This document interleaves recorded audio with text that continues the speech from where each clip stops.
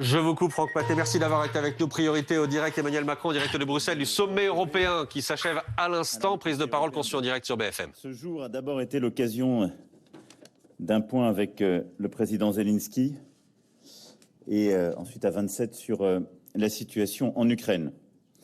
Alors que la population ukrainienne est confrontée à des défis majeurs à très court terme avec une agression russe qui ne baisse pas en intensité et des températures de plus en plus basses. Nous avons pris des décisions importantes ces derniers jours et ces dernières heures pour continuer de renforcer notre soutien à l'Ukraine et au peuple ukrainien. D'abord, notre soutien militaire est encore augmenté avec 2 milliards d'euros supplémentaires que nous mettons dans notre facilité européenne pour la paix. Ensuite, nous nous sommes accordés sur les 18 milliards supplémentaires d'assistance budgétaire à l'Ukraine. Vous savez qu'il y avait quelques blocages ces derniers jours qui ont été levés pour lui permettre de faire face financièrement au cours de l'année prochaine. Et nous avons adopté, là aussi ces dernières minutes, un 9e paquet de sanctions parce que la Russie doit payer le prix de son agression injustifiée de l'Ukraine. Nous sommes également revenus sur la conférence que nous avons organisée à Paris le 13 décembre et que nous avons co-présidée avec le président Zelensky. Elle nous a permis, je le crois, de donner une impulsion forte et durable au soutien à la résilience et la résistance du peuple ukrainien pour cet hiver, en mobilisant nos entreprises et en déployant sur les générateurs, les LED, l'alimentation, le sanitaire, un soutien avec un peu plus d'1 milliard d'euros d'engagement des pays qui se sont retrouvés à la conférence de Paris. Il nous faudra maintenir cet engagement collectif et continuer de travailler à la fois à la résilience immédiate et en européen à la reconstruction de l'Ukraine. Ce Conseil européen, et c'est le deuxième sujet principal qui a été abordé, a également permis de faire un point sur l'énergie. Ça fait quelques mois que nous parlons d'énergie au Conseil européen. Ça n'aura échappé à personne dans cette salle. Aussi parce que nous avons vérifié ces derniers mois que le président Poutine n'avait pas hésité à faire peser des risques sur la régularité de notre approvisionnement et sur la volatilité des prix, et au fond à militariser l'énergie. Face à cette situation, notre volonté, c'est de continuer à avancer unis et solidaires. Alors, des choses ont été faites ces derniers mois, et elles ne doivent pas être sous-estimées. Les stocks de gaz ont été constitués, des outils de solidarité ont été bâtis, et là où l'Europe était, il faut le dire, c'était une de ses vulnérabilités très dépendantes du gaz russe, nous avons réussi à partir du printemps à réduire très fortement cette dépendance et à la réduire pour pouvoir passer cet hiver. Nous avons également adopté des mesures européennes pour capter et redistribuer des revenus supplémentaires des énergéticiens qui découlaient de l'augmentation des prix sur les marchés. Deuxième chose très concrète faite ces derniers mois. Mais il nous faut aller plus loin. Il y a une vraie convergence ces derniers jours dans la dernière réunion de nos ministres de l'énergie. Je dirais un accord à 90%. Nous avons déterminé les conditions politiques pour que le 19 décembre, c'est-à-dire au prochain Conseil énergie, nous puissions finaliser, je dirais, les grands axes de cette politique sur l'énergie. C'est absolument indispensable de le faire avant la fin d'année. Et il y a plusieurs composantes dans cette stratégie. D'abord, accélérer les projets d'énergie renouvelable.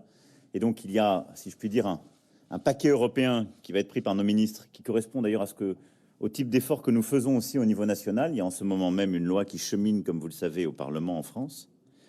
C'est complémentaire. Ensuite, nous mettons à profit cette période pour progresser rapidement vers une Europe plus électrique et avancer sur l'utilisation de l'hydrogène bas carbone pour nos industries. C'est l'objet là aussi de textes ad hoc. Nous avons les discussions techniques et nous avons défini justement le cadre politique qui va permettre de finaliser la question du plafonnement des prix du gaz par nos ministres. Un travail remarquable a été fait, mais ils pourront le finaliser le 19. Et nous avons également acté, c'est pour moi, si je puis dire, le plus important et le plus structurant, une accélération de nos achats conjoints et surtout de contrats à moyen et long terme. Parce que si on veut baisser le prix du gaz vers le bas pour nos ménages, nos compatriotes et les entreprises, il faut qu'on arrive à acheter ensemble. Et vous savez que depuis cet été, nous poussons cela. On avait acté le principe, mais il était volontaire, il n'avait pas vraiment été mis en œuvre. Là, la plateforme se met en œuvre. Elle est pilotée par la présidente de la Commission. Elle l'a confiée à un commissaire européen. La semaine prochaine se tiendra la première réunion avec l'ensemble des entreprises concernées et des principaux vendeurs. C'est d'ailleurs l'objet même de la discussion que nous avons eue à Paris en début de semaine entre le Premier ministre norvégien, la présidente de la Commission et moi-même. Et donc notre objectif, c'est de maintenant structurer le plus vite possible cette plateforme, de la rendre effective et de passer ces contrats de moyen long terme pour l'Europe, parce que c'est ça qui nous donnera de la visibilité sur les prix, permettra de les baisser et surtout d'éviter la volatilité qu'on a connue en sortie d'été. Donc voilà l'ensemble de ces mécanismes qui ont été actés dans leurs principes politiques et nous avons, je dirais, finalisé les derniers échanges pour que nos ministres puissent prendre les textes le 19 décembre prochain. Le troisième sujet, principalement abordé lors de ce Conseil, c'est la situation économique de notre continent dans un contexte de concurrence croissante et en particulier suite à la fois à l'évolution des prix de l'énergie et à la législation prise par les États-Unis d'Amérique, à la fois ce qu'on appelle le CHIPS Act et l'Inflation Reduction Act. J'ai eu l'occasion, lors de la visite d'État effectuée il y a quelques semaines aux États-Unis, de dire très clairement les choses publiquement et d'avoir un débat nourri à la fois avec le président Biden, ses équipes et son administration, mais également les parlementaires, d'ailleurs, quelle que soit leur appartenance partisane. Il est clair que cette législation, qui est bonne pour les États-Unis d'Amérique, qui correspond à des objectifs que nous poursuivons, c'est-à-dire accélérer la production d'énergie renouvelable et de technologies qui sont bonnes pour le climat, et donc cette législation qui va dans le bon sens, qui a vocation aussi à réduire la dépendance des États-Unis d'Amérique à la Chine, a un impact réel, important, sur notre compétitivité. Elle conduit à subventionner massivement certains types d'énergie et surtout certains projets industriels qui, par le biais de ces subsides et de ces aides, eh bien, vient obérer notre compétitivité. Sur ce sujet, la stratégie que nous allons poursuivre, et je m'en félicite parce qu'il faut accélérer, c'est ce à quoi j'avais appelé il y a quelques semaines à Washington, c'est d'abord d'accélérer les discussions avec les États-Unis pour obtenir d'une part des exemptions comparables à ce que les Canadiens et les Mexicains ont pu obtenir, c'est-à-dire sortir du 100% américain qui nous était imposé, sauf pour les véhicules commerciaux. C'est fondamental si nous ne voulons pas fragmenter les chaînes de production entre l'Europe et les États-Unis, mais surtout c'est fondamental, nous, pour préserver des pans entiers de notre industrie. Ensuite, nous voulons obtenir des clauses qui permettent de regarder projet par projet, et lorsque un niveau et un type d'aide est établi pour une entreprise, eh bien de pouvoir en quelque sorte réunir les mêmes conditions, nous Européens, pour pouvoir garder le projet lorsqu'il était prévu sur notre sol. Ensuite, comme je l'avais appelé de mes voeux, nous avons donné mandat à la Commission pour, au tout début de l'année prochaine, finaliser au fond un équivalent d'un IRA européen, c'est-à-dire simplifier le régime d'aide d'État, trouver des instruments beaucoup plus rapides et lisibles pour nos entreprises, car du côté américain, ce sont des crédits d'impôt immédiats, lisibles, sûrs, là où nous, sur beaucoup de sujets, nous aidons, mais par des projets d'intérêt européens qui sont parfois très longs, dont l'instruction porte des incertitudes et surtout, pour certains, dure 2 ans. Donc on doit avoir des outils beaucoup plus adaptés, rapides. Un investissement budgétaire national et européen accru, avec à la fois l'utilisation de ce qui n'est aujourd'hui pas mobilisé dans Repower EU, mais également de nouveaux outils nationaux et européens que nous avons demandé à la Commission de trouver. Et donc, en espèce, ce qui a été demandé à la Commission, c'est de faire plus, très vite, de pouvoir aussi avoir une série de textes d'accélération de ces énergies propres qui vont de la production d'hydrogène bas carbone pour notre industrie, aux batteries électriques, jusqu'à des technologies renouvelables ou nucléaires, sur lesquelles il nous faut pouvoir investir plus vite et attirer les meilleurs projets au monde. J'ai pu insister sur l'urgence de cette ambition climatique et technologique, et le mandat que nous avons donné à la Commission me paraît aller en ce sens. Et derrière, c'est notre capacité aussi à développer une stratégie Made in Europe pour faire de notre Union un continent d'innovation et de production plus compétitif. Ceci s'inscrit pleinement, comme vous le voyez, dans l'esprit et dans les termes, dans le cadre et la continuité de l'agenda de Versailles. Et c'est à mes yeux un point absolument essentiel. Et les choix américains rendent encore plus essentielle la politique que nous avions actée ensemble. À cet égard, la création du fonds de solidarité de souveraineté que la présidente de la Commission européenne a proposé s'inscrit dans cette logique, mais il ne peut que la parachever, puisqu'il a vocation plutôt à advenir au mieux au printemps-été prochain.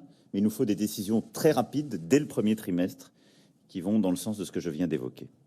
Sur ces sujets, il a été également décidé de pouvoir convoquer un conseil les 9 et 10 février pour pouvoir revenir sur ce sujet prioritaire donc de notre réponse à l'Inflation Reduction Act américain et à la compétitivité européenne, et également aborder les questions migratoires qui ont été soulevées par plusieurs États membres.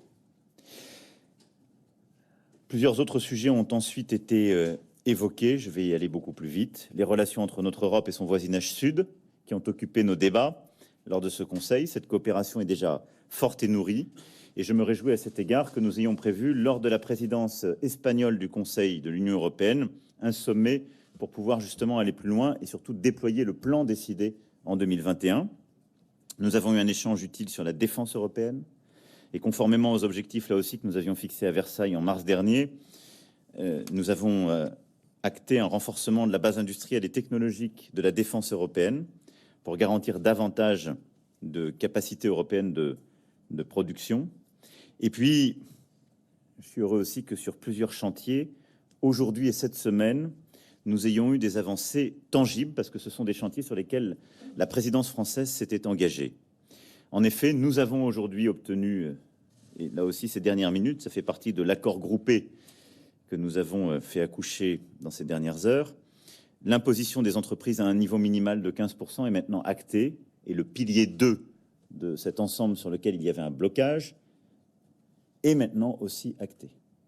Et donc cette imposition minimale sur laquelle la France s'est engagée maintenant depuis plus de 4 ans, qui a donné lieu à un travail dans le cadre de l'OCDE et du groupe élargi, qui maintenant était transcrite au niveau européen et faisait l'objet de blocages successifs de plusieurs pays, eh bien, lors du Coreper qui s'est tenu en parallèle de notre Conseil ce soir, ces blocages ont été levés. C'est véritablement une avancée majeure pour toutes celles et ceux qui tiennent, comme nous y tenons, à la justice fiscale et à notre capacité à imposer tout acteur économique à au moins 15%. Là où, comme vous le savez, beaucoup de groupes n'étaient pas imposés sur notre sol. Et il fallait cet accord que l'OCDE a permis, avec tous les États, même au-delà de celles et ceux qui appartiennent à l'OCDE, l'ont acté. Et maintenant, il est transcrit dans les faits et, si je puis dire, la loi par les Européens. Et puis, cette semaine, c'est aussi la taxe carbone aux frontières qui a été adoptée, qui est un dispositif, comme vous le savez, sur lequel nous nous sommes très largement engagés. C'était aussi une avancée importante de cette semaine.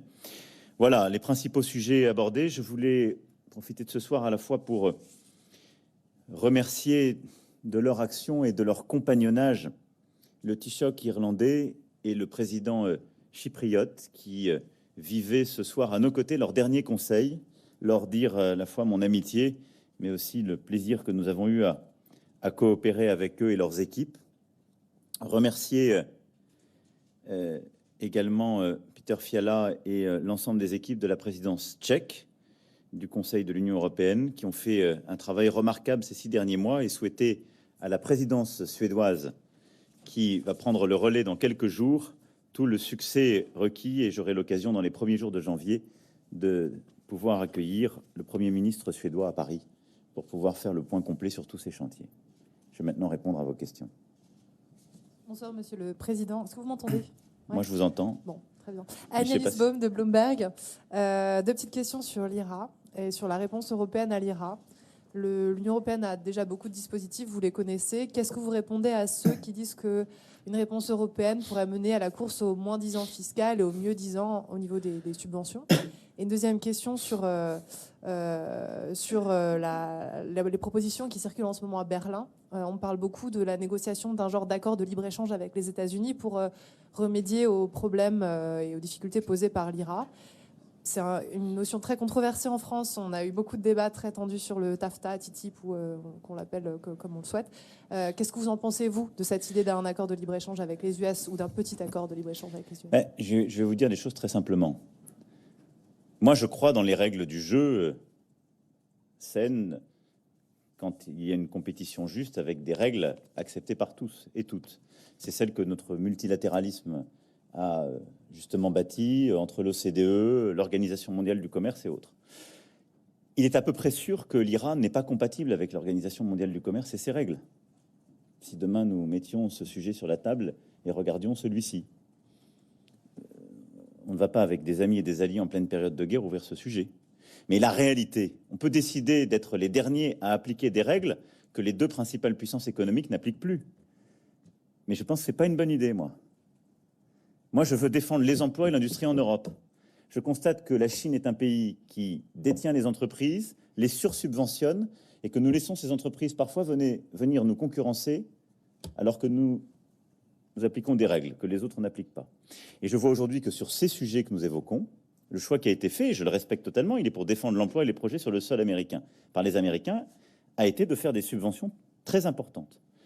Je le rappelais à mes collègues tout à l'heure, mais si vous prenez par exemple l'hydrogène vert pour produire de l'acier, il est 4 à 5 fois plus subventionné aux États-Unis qu'en Europe.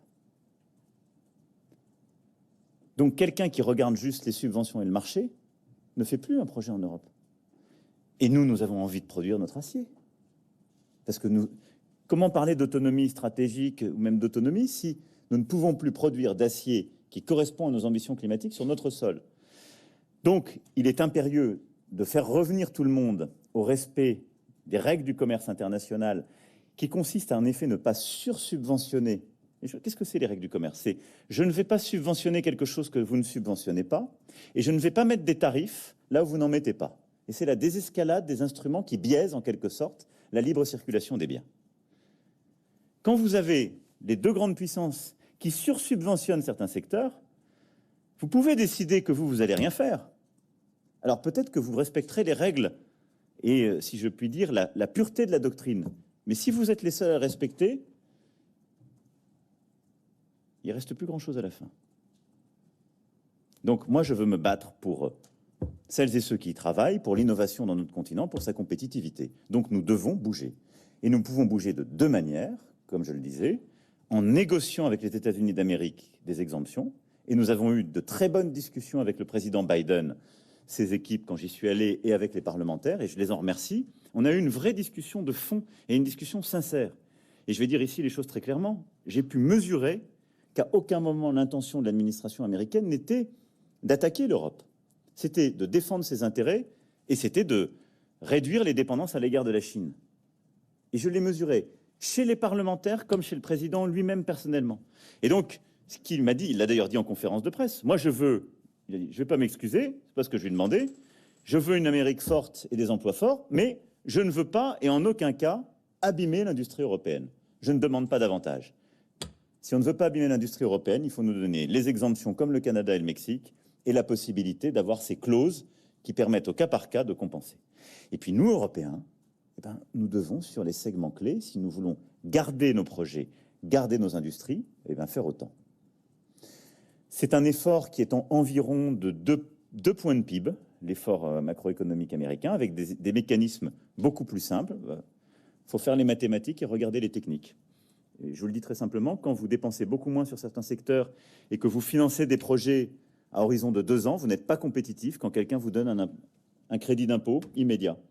Donc il faut qu'on fasse à peu près la même chose, en tout cas que secteur par secteur et projet par projet, on s'adapte. Là, il y a un consensus. Après, les accords de libre-échange sont utiles, mais quand les règles sont les mêmes. Là, on a un problème, comme on le dit en bon français, de level playing field. Nous ne sommes plus au même niveau de jeu parce qu'il y a un biais de compétitivité qui est créé par le Buy American Act, le 100% américain qui est dans l'Inflation Reduction Act et le CHIPS Act, et les mécanismes d'accompagnement. Réglons ça d'abord, mais ce n'est pas en ouvrant notre marché davantage qu'on le réglera. La priorité, c'est d'obtenir ces clauses que j'évoquais auprès de l'administration américaine, de manière honnête, sincère, amicale, et c'est nous de faire le même type d'effort. Et je vais vous dire, en plus, c'est bon et pour les États-Unis et pour nous. Parce que si on fait ça, nous développerons plus rapidement des projets sur notre sol qui vont dans le sens de la décarbonation de notre économie, qui nous permettent d'atteindre notre objectif et qui, nous aussi, réduisent nos dépendances, en particulier avec certaines technologies chinoises. Bonjour, Julien Gasparuto, France Télévisions. Sur le Qatar, vous avez eu, sur les soupçons de corruption du Qatar, vous avez eu des longs échanges ce matin avec la présidente du Parlement. À l'issue, elle a promis des réformes d'ampleur pour l'année prochaine. Est-ce que vous pensez qu'il faut cantonner ces réformes au Parlement? Est-ce que vous pensez qu'il faut les étendre à toutes les institutions européennes? Est-ce que vous ne craignez pas justement que ce scandale éclabousse toutes les institutions, peut-être même la France? Et est-ce que vous, d'ailleurs au niveau national, vous seriez prêt à prendre des réformes pour plus de transparence? Alors, sur ce sujet, d'abord, je suis très prudent parce qu'il y a des enquêtes, il y a un travail qui est fait par des enquêteurs et la justice.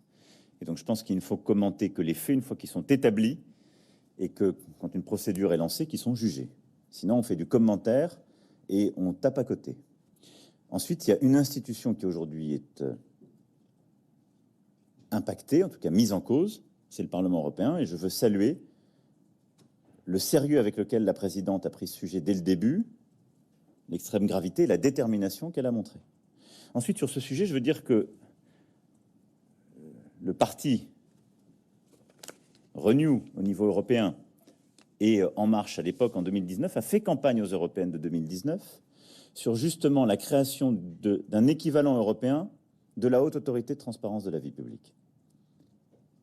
Il ne m'appartient pas, de là où je suis, au moment où je vous parle, de dire ce qu'il faut faire pour le Parlement. C'est au Parlement de le dire. Mais il y a là, en tout cas, des parlementaires qui ont porté cette inspiration, qui ont été élus sur la base d'un tel projet qui, je pense, pourrait regrouper beaucoup de bonne volonté dans le moment que nous vivons. Ensuite, toutes les institutions doivent en permanence se poser cette question. Et je pense que la Commission et les services du Conseil font aussi ce travail. Je pense qu'il ne faut pas simplement jeter une espèce de soupçon généralisé sur tout le monde quand ces choses-là arrivent. Il faut simplement regarder la résistance et la transparence de toutes les structures et faire le meilleur travail possible. Pour ce qui est de la France, nous avons fait ce travail à la fois en 2013 et en 2017, moment où, d'une part, la Haute Autorité de Transparence de la Vie Publique, le Parquet National Financier, plusieurs structures ont permis justement d'améliorer les procédures de transparence, de déclaration et d'investigation dans notre pays. Puis, en 2017, là où nous les avons complétés par la loi de transparence de la vie politique et où nous les avons élargis à beaucoup d'élus et de fonctionnaires dans les postes clés. Donc je pense que, fort de ce que nous avons pu vivre, parce qu'à chaque fois ça se fait sur les à-coups justement de l'histoire et de la vie politique et judiciaire, je pense que la France s'est dotée d'instruments qui permettent de répondre à ce sujet. Bonjour, Fabienne Schmitt, le quotidien Les Échos. Une question de suivi sur l'IRA. Est-ce que vous pouvez nous donner une estimation de combien de subventions européennes il faut mettre sur la table pour être sûr de rivaliser efficacement avec les Américains? Est-ce qu'il faut mettre le même niveau de subvention que les Américains? Et une autre question sur l'énergie. Dans la présentation que vous avez faite, vous avez donné l'impression de reléguer à un second plan le plafonnement du prix du gaz au profit des achats conjoints qui, pour vous, est la méthode la plus structurante. Est-ce que finalement, ça fait tellement longtemps qu'on en parle, est-ce que finalement, s'il y a un accord, lundi, est-ce que cet accord n'a pas perdu en substance, n'a pas fait perdre d'importance à cette mesure et la reléguant justement au second plan? Ou s'il n'y a pas d'accord, est-ce que ce sera vraiment un drame en fin de compte? Alors, je vais commencer par le gaz et puis je continuerai sur l'IRA. Je ne l'ai pas relié au second plan, mais j'essaie de toujours hiérarchiser les facteurs. Ce qu'on veut avant toute chose, c'est avoir de la visibilité sur les prix fondamentaux du gaz et qui baissent. La chose la plus efficace, c'est l'achat groupé et les contrats de moyen long terme. Parce que ça, c'est des choses que vous avez de manière certaine. Vous êtes acheteur, vous vous mettez ensemble, ce qui est le bon sens, je crois, l'indique assez facilement, vous permet d'acheter dans de meilleures conditions. C'est ce qu'on pousse depuis le début.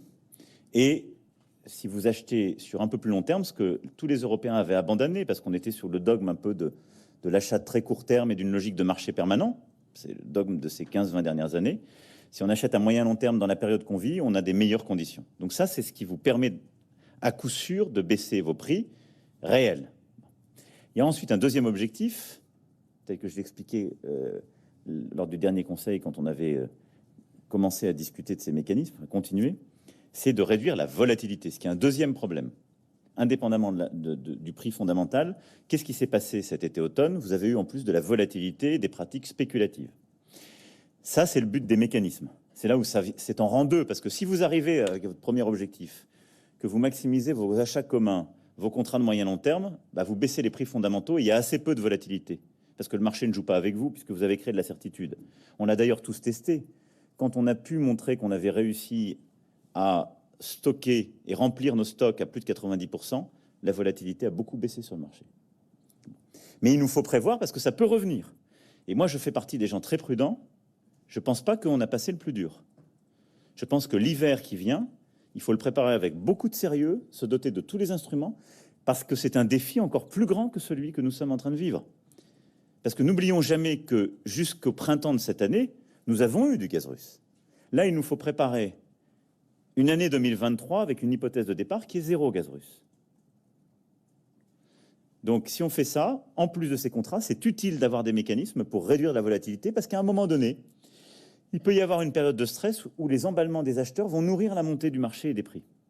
C'est à cet égard que les mécanismes de plafonnement qu'on a fait sont bons, avec un plafonnement dynamique, avec un spread qui vous permet de ne pas quand même suracheter par rapport aux Asiatiques. C'est un plafonnement dynamique qui vous permet de ne pas acheter trop cher, mais qui vous garantit toujours de ne pas être sorti du marché parce que vous achetez toujours plus cher que les Asiatiques. Et puis à côté de ça, vous avez ce deuxième plafond pour les pics. C'est là où il y a des discussions sur les montants et c'est là où il y a des discussions qui sont en train d'être terminées, mais qui lui est très haut, mais qui évite les embrasements parfois qui sont arrivés certaines nuits ou certains jours ces derniers mois à plusieurs centaines, voire milliers d'euros, un équivalent mégawattheure. Donc ça, c'est sur le gaz, donc c'est utile. Et puis derrière ça, on a sur l'électricité, là le mandat a été précisé pour le début d'année, la volonté de refaire ce qu'on appelle le design du marché électrique, qui aujourd'hui, c'était en quelque sorte la double peine que nous avons vécue, c'est que le prix de l'électricité sur le marché européen, dépendant des prix marginaux, des volumes nécessaires pour produire, était en quelque sorte surdépendant des prix du gaz. Là, on a demandé qu'il y ait ce travail qui soit fait, là aussi depuis des mois. C'est quelque chose qu'on a obtenu sur le principe en mars. Il y a ensuite eu le rapport de l'ACER en juillet, puis on a reprécisé le mandat au sortir de l'été. Là, il est clair qu'au début 23, on aura les propositions de la Commission pour que la réforme puisse avancer sur l'année prochaine. C'est très important pour nous en particulier, parce que comme vous le savez, nous produisons une électricité qui est peu dépendante en réalité du gaz. Et donc le fait d'avoir une formation du prix de l'électricité qui est plus rattachée à la réalité de ses coûts de production est important pour des pays comme le nôtre. Donc voilà l'ensemble. Donc tout est important, mais j'essaie de les remettre dans le bon ordre de facteurs.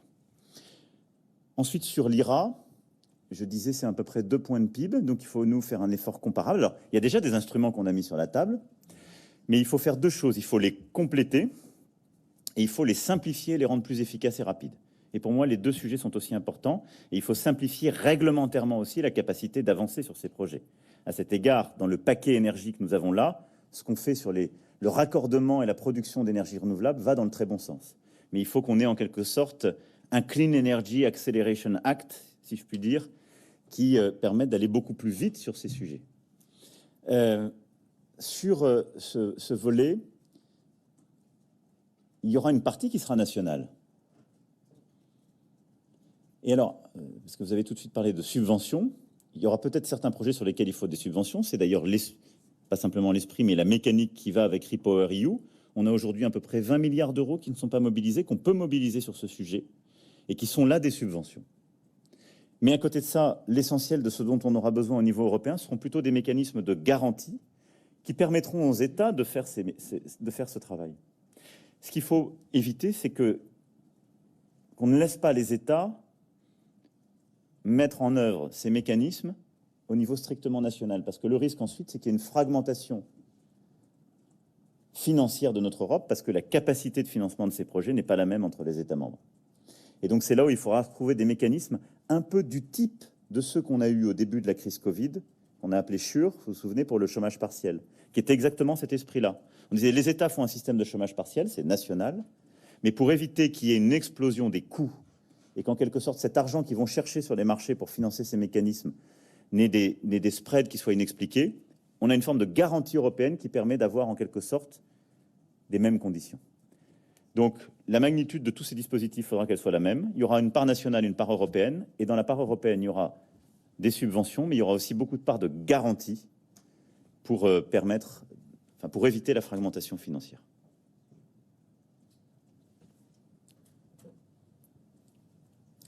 Oui, bonjour.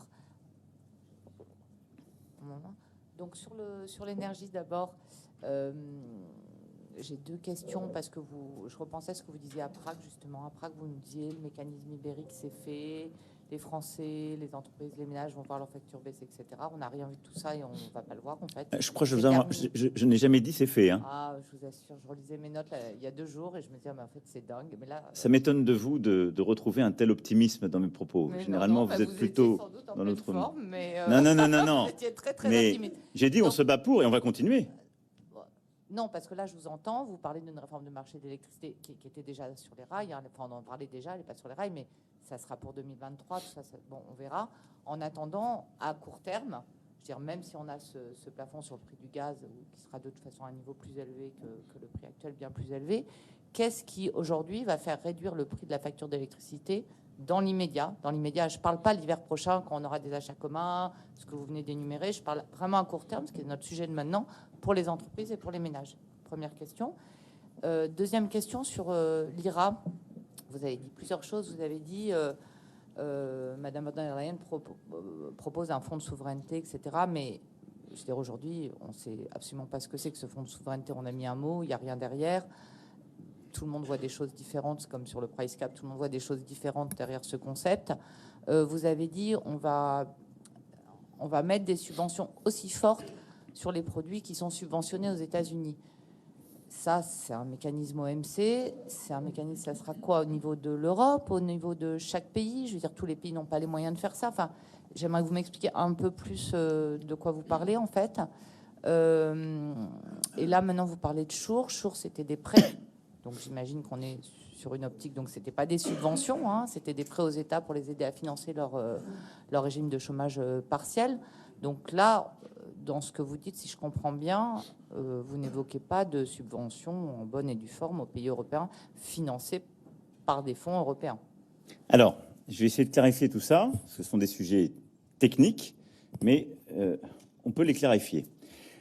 Je pense qu'il faut là aussi séparer le gaz et l'électricité. Je suis toujours enthousiaste et volontaire, mais je n'ai jamais dit que le mécanisme ibérique qui pourrait avoir une conséquence immédiate en France ou ailleurs sur nos factures.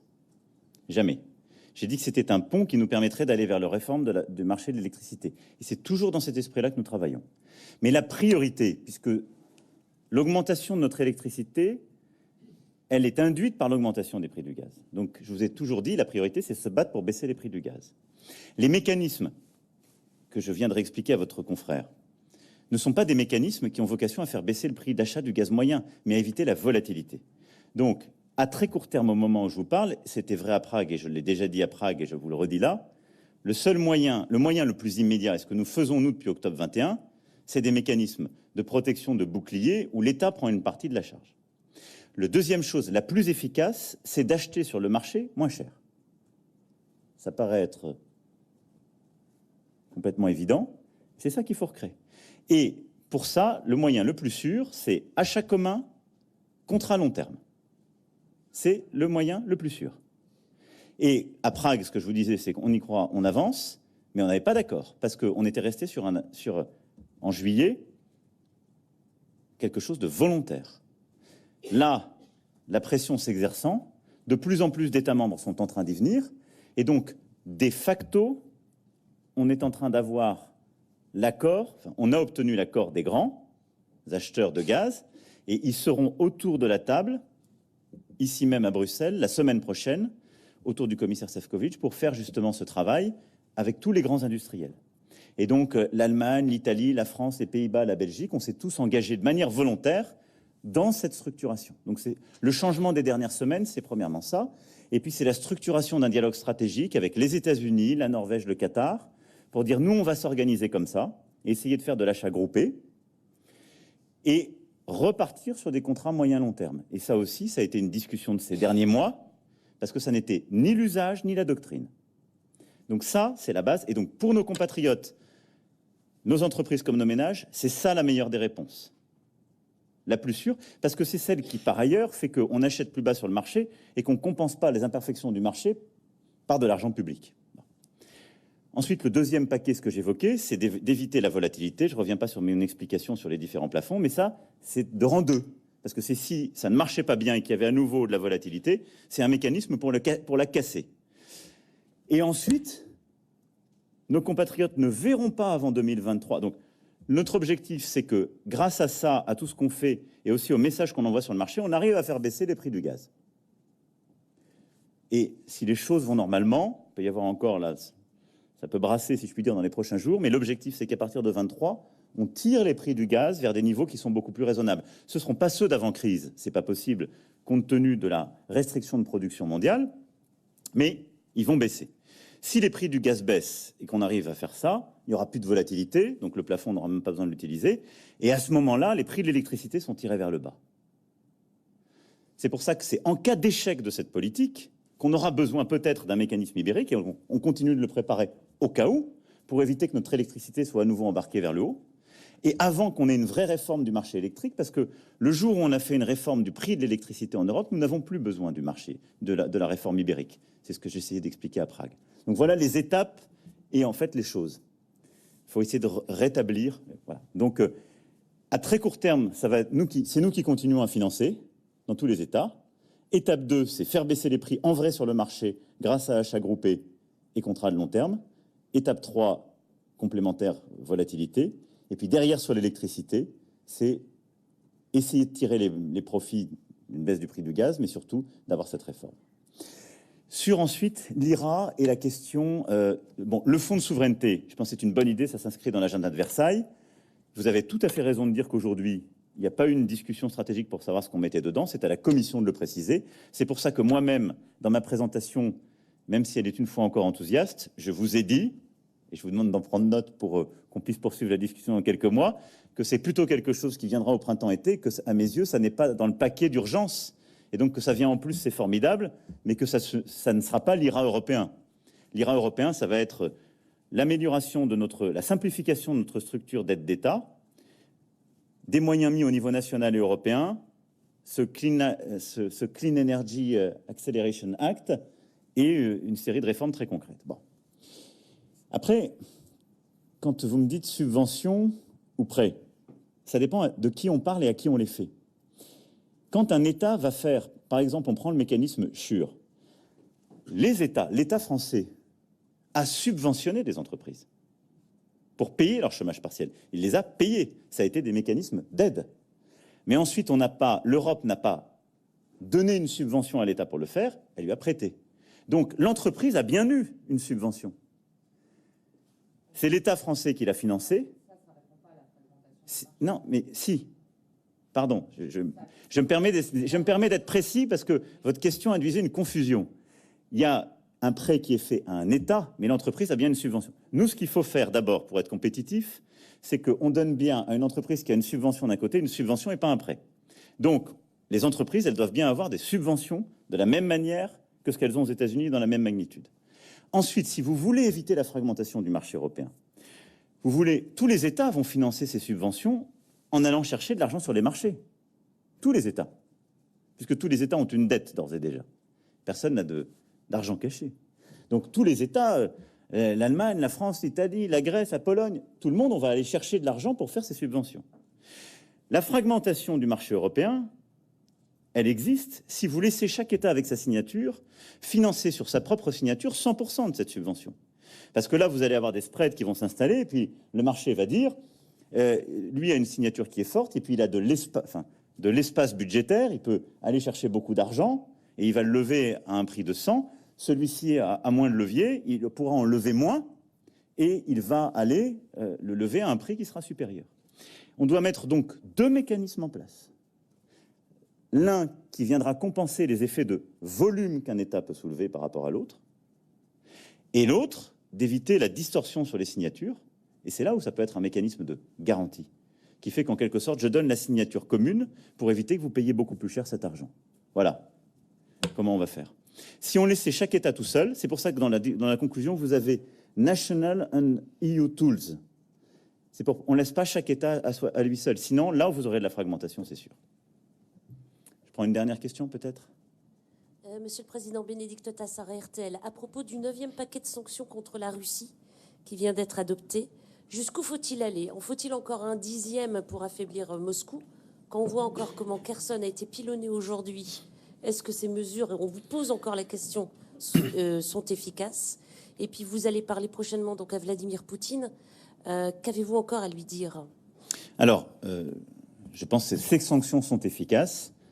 On a d'ailleurs aussi, dans les sanctions qu'on a mis sur des personnalités ciblées, su répondre aux demandes du secrétaire général des Nations Unies pour permettre le travail du programme alimentaire mondial et la sortie des fertiliseurs. C'est un peu ça aussi l'intérêt de ce paquet et des mesures que nous venons de prendre pour justement qu'on ait à la fois des sanctions qui impactent le système, la capacité de produire l'effort de guerre, mais qui en même temps n'ait pas de dommages collatéraux sur l'alimentation ou la capacité de produire son alimentation pour beaucoup de pays en développement ou de pays émergents.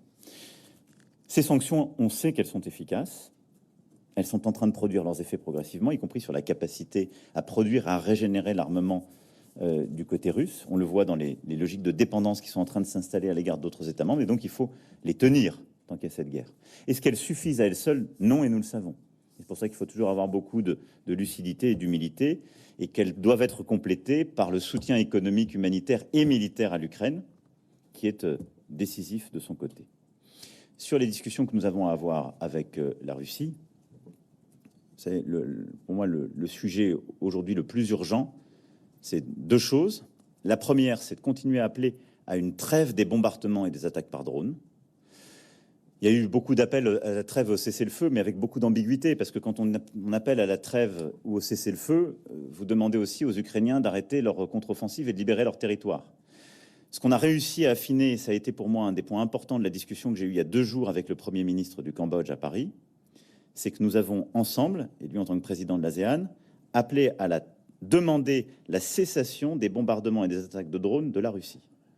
Et je voudrais que sur ce sujet, en tout cas sur cet appel à la trêve pour les semaines à venir, on arrive à convaincre certaines puissances, la Chine, l'Inde et d'autres, de nous rejoindre et de mettre la pression sur la Russie. Et donc je compte appeler sur ce sujet le président Poutine, parce que très clairement ces attaques sont d'une nature différente, je le dis depuis ces semaines où ça a commencé, parce que pour une bonne partie d'entre elles, ce sont des crimes de guerre, elles s'attaquent aux infrastructures civiles, aux civils eux-mêmes, et ça n'est pas la nature de l'opération spéciale qu'il avait lancée, et de la guerre qu'il avait lancée au début, qui était une conquête territoriale et le combat entre militaires. La deuxième chose, c'est la sécurité et la sûreté nucléaire. Et là-dessus, nous continuons le travail avec le directeur général de l'AIEA, M. Grossi, dont je salue les efforts. Et là, je veux qu'on puisse obtenir complètement le retrait des armes lourdes, des armes légères et des forces armées. On est assez proche de l'obtenir. Il y a la qualification de ces forces armées. Je ne veux pas ici rentrer dans trop de détails, mais il y a eu des échanges au niveau des équipes. Le directeur général Grossi a lui-même eu des échanges à nouveau avec le ministre Lavrov. Et donc, au moment où ce sera mûr, c'est à ce moment-là où j'appellerai le président Poutine pour essayer d'aider à finaliser cet accord. Voilà les 2 points principaux sur lesquels, en tout cas, dans les prochains jours, prochaines semaines, on continuera de mener l'effort. Voilà. Merci beaucoup, en tout cas, pour votre patience et avoir attendu la fin de ce conseil. Bon courage.